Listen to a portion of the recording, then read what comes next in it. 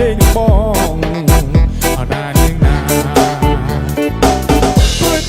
ព្រួយតែជួបអូម្ដងចាំបងបងស្មារតីចាំប្រាប់មកស្ដីខ្លាចស្រីអូមកែកអូមកកាន់ថាបងមិនល្អមិនសមដូចជាកូនអ្នកស្រែគ្មានការងារគិតតែពីដើមញ៉ែមិនជួយពុកម៉ែធ្វើស្រែចម្ការអូនទៅគិតអីឪបងក៏សិទ្ធិតែមិនអីមិននៅផ្សារចាំប្រាក់មានការចែកមិនអត់ទេណាស្រែមិនដល់បតាក៏មកវាយគេបាននិយាយពីកូនក្បីមានទឹកមានដីមានដំរីមានសេះមានជ្រូកមាន់ទាយកប្រមាណក៏មិនខ្វះឪបងក៏មានណាស់សុខតែចាស់ក៏ដឹងដែរគូទាយបងថាគូដល់ឆ្នាំនេះសម្បូររីកច្រើនសង្ស័យតែអូនឯងនឹងហើយមើលទៅ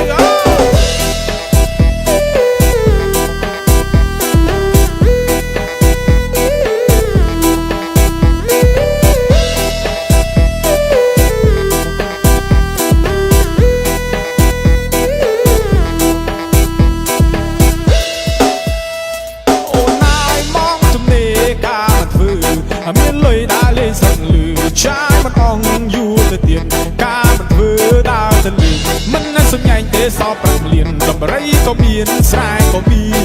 នអាណានាងណា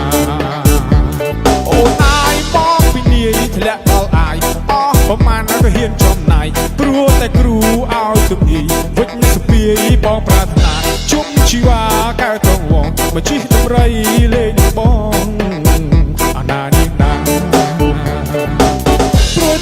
ព្រួយតាមជួបអូម្ដងចាំបងស្មារតីចាំប្រាប់មកស្ដីខ្លាចស្រីអូមកែកអូមកកាន់ថាបងមិនល្អមិនសមពីកូនអ្នកស្រែគ្មានការងារគិតតែពីដើមញ៉ែមិនជួយពុកម៉ែធ្វើស្រែចម្ការអូនក៏តែគិតអីឪបងក៏សិទ្ធិតែមិនអីមិននៅផ្សារពីប្រាក់មានកាក់ចែមិនអត់ទេណាស្រែមិនដល់បតាក៏មកវាយគេបាននិយាយពីកូនក្របីពីទឹកពេញដីមានដំរីមានសេះមានជ្រូកមាន់ទាយកប្រមាណក៏មិនខ្វះឪបងក៏មានណាស់សុខចាស់ក៏ដឹងដែរគឺទាយបងថាគូដល់ឆ្នាំនេះសម្បូររីកច្រើនសង្ស័យតែអូនឯងនឹងហើយមើលទៅ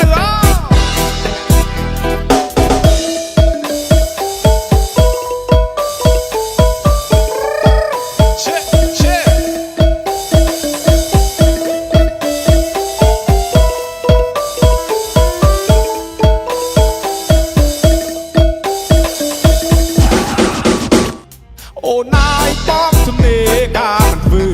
មានលុយដើរលេងសឹងលឺចាយមិនអងយូរទៅទៀតការមិនធ្វើដើរទៅលេងមិនសំញែងទេសោ5លានដំរីក៏មានស្រែក៏មានអាណានាងណាអូនអាយមកពីនាយធ្លាក់ដល់អាយអស់ប្រមាណក៏ហ៊ានចំណាយព្រោះតែគ្រូឲ្យជំនាញវិជ្ជាសពាយបងប្រាថ្នាជុំជីវ៉ាកែត្រង់វងមកជិះដំរីលេងបង